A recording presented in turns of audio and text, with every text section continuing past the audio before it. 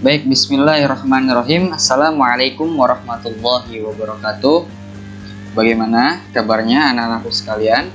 Semoga kalian semua dalam keadaan sehat, walafiat, dan dijauhi dari segala bahaya, penyakit, ya.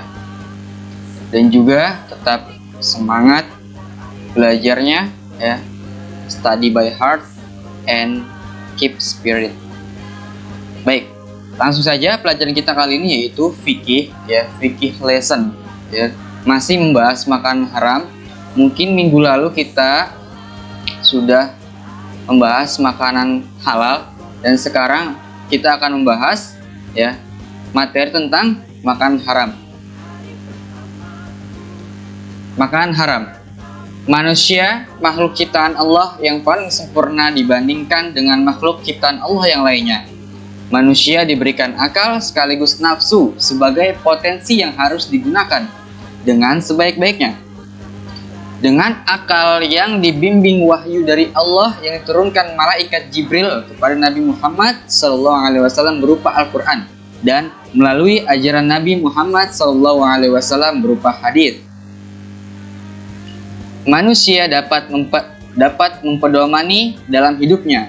Dengan berpedoman kepada keduanya, manusia tidak akan tersesat, sehingga dapat membedakan mana yang baik dan mana yang buruk, serta dapat mengarahkan nafsunya untuk menjalankan fungsinya sebagai khalifah di muka bumi menuju jalan yang diridhoi oleh Allah Subhanahu wa Ta'ala.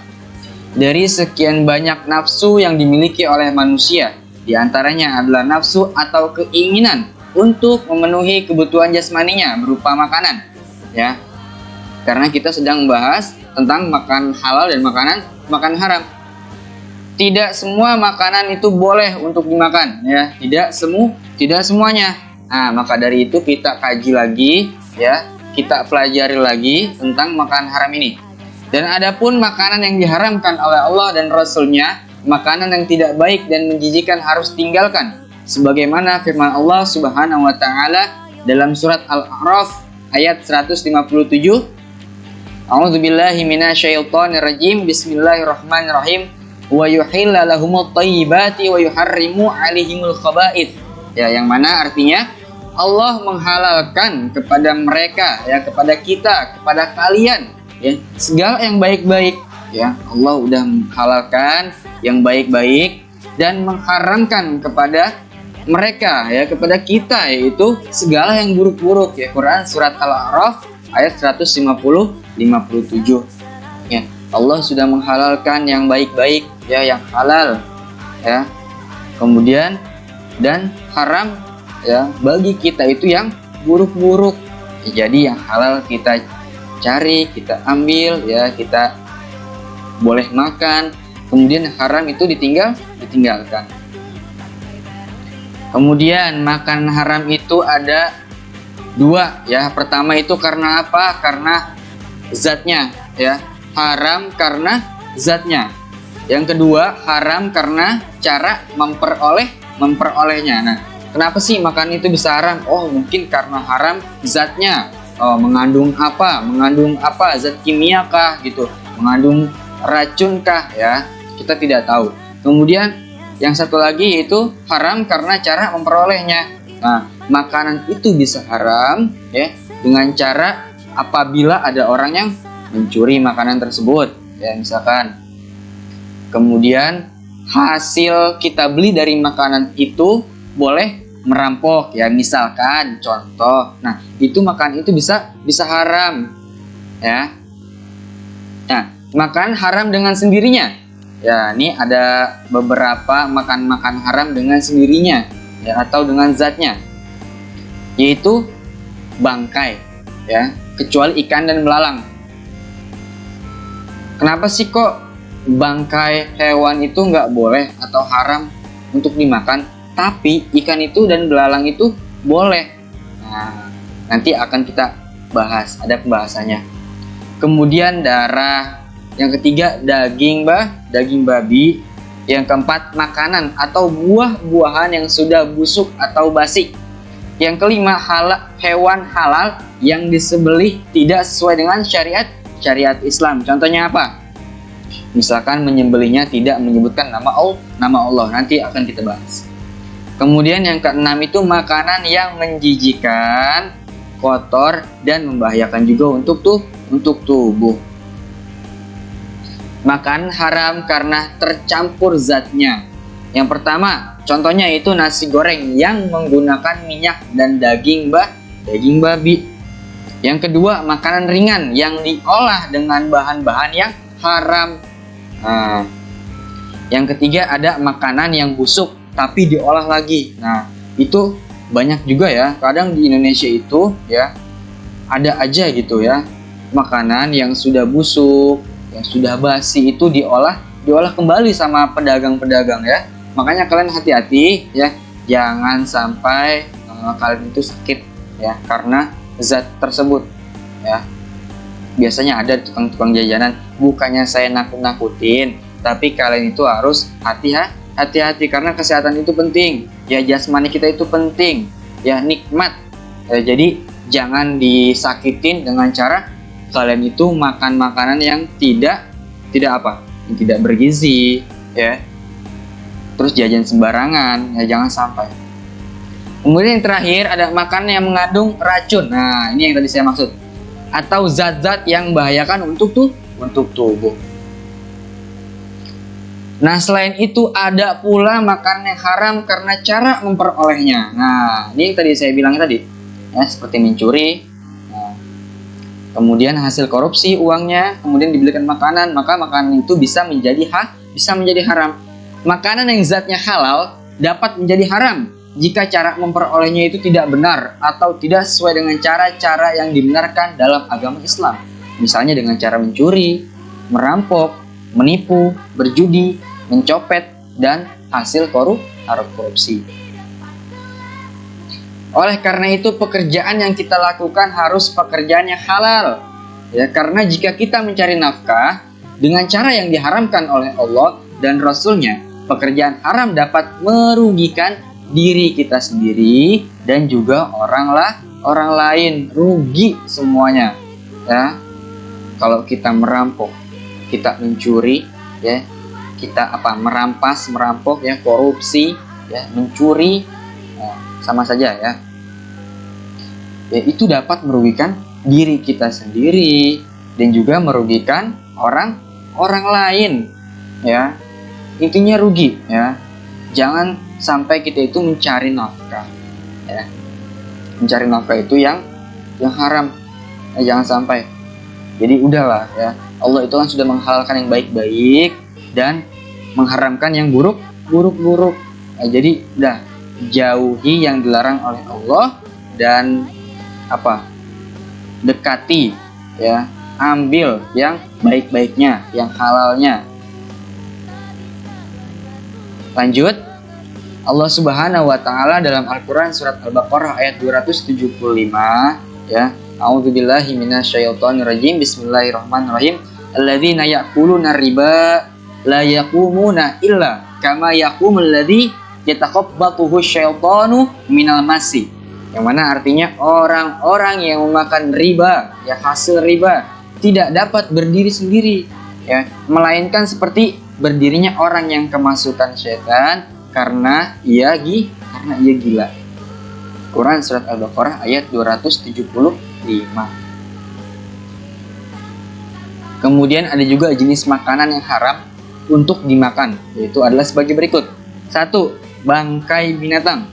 Semua binatang yang mati tidak karena disembelih, yaitu salah ya. Tidak disembelih atas nama Allah, tetapi sebab lain seperti matinya karena terkena penyakit, ya, mati karena terjatuh atau diterkam binatang buas, ya. Binatang yang mati karena demikian disebut bangkai, ya, bangkai. Bangkai tidak boleh dimakan atau haram hukumnya kecuali bangkai ikan dan bangkai belalang. Nah, ini nih, Rasulullah SAW bersabda, "Uhillat lana maitatani," ya. Uhillat lana maitatani, dihalalkan bagi kita semua, yaitu ada 2 bangkai ya, yaitu asamaku, ikan ya, bangkai ikan, Kemudian wal jaradu, dan juga bangkai belalang, hadis riwayat Ibnu Majah. Nah, jadi semuanya paham ya. Kalian sudah tahu ya, kalian sudah belajar ya. Bangkai binatang itu haram untuk dimakan kecuali dua binatang, apa aja? Ya, bangkai ikan dan juga bangkai belalang. Ya. Kemudian ada lagi jenis binatang ya. Jenis makanan yang haram untuk dimakan. Nah, ini ada makanan yang buruk, menjijikan atau najis ya. Semua makanan yang buruk, menjijikan dan najis diharamkan oleh Allah Subhanahu wa taala. Sesuai dengan firman-Nya dalam surat Al-A'raf ayat 157, wa yuhilla lahumut thayyibati wa yuharrimu 'alaihimul khaba'itha. Artinya, Allah menghalalkan kepada mereka segala yang baik-baik dan mengharamkan kepada mereka, kepada kita, kepada umat Islam ya, segala yang buruk-buruk. Ini sudah kita bahas tadi ya. Cuman nih lebih formalnya ya, yaitu makanan yang buruk, menjijikan atau najis itu jangan dimakan ya. Kemudian yang ketiga dan yang keempat, yang ketiga itu adalah makanan yang memabukkan. Nah, ini makanan yang berasal dari tumbuh-tumbuhan atau zat lain yang memabukkan, maka hukumnya haram untuk dimakan. Sebagaimana sabda Rasulullah SAW dalam sebuah hadisnya, kullu muskirin khamrun wa kullu khamrin haramun, rawahu Muslim. Ya, kullun ya, setiap atau tiap-tiap, muskirin yang memabukkan, kullu muskirin tiap-tiap yang memabukkan, khamrun adalah sebuah khamr ya.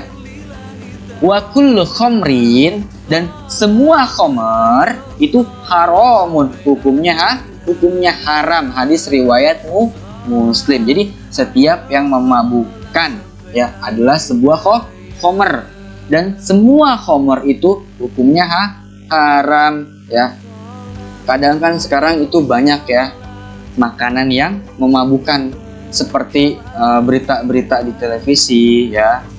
Ada permen yang dalamnya itu narkoba ya, na'udzubillah, jangan sampai, semoga kita semua dijauhi dari barang-barang seperti itu ya. Amin amin ya rabbal alamin. Ya, makanya kalian jangan jajan sembarangan ya. Mau makan permen itu harus diolahnya seperti apa dulu ya, jajannya jangan sembarangan ya. Jangan asal beli ya.